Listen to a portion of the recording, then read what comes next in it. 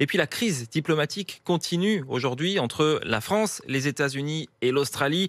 Après la rupture du contrat du siècle pour la vente de 12 sous-marins français aux Australiens, la France a décidé hier soir d'annuler tout simplement une cérémonie à Washington et à Cherbourg où devaient être fabriqués les appareils chez Naval Group. Eh bien c'est l'amertume, vous allez vous confirmer, hein, Martin Caloré, vous êtes sur place à Cherbourg pour RMC.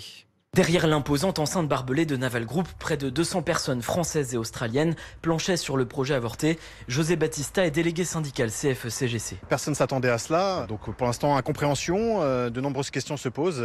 Ils se disent qu'est-ce que je vais faire demain? Comment me reclasser? Donc du coup il y a toutes ces inquiétudes-là qui viennent. Et ça, ce sont pour la population française. Et de l'autre côté, il y a la population australienne qui, elle, s'interroge sur est-ce que je dois faire mes valises? Est-ce que j'enlève mes enfants de l'école et je repars demain en Australie? Des réponses que le PDG du groupe a tenté d'apporter hier après-midi lors de rencontres avec les équipes et les syndicats.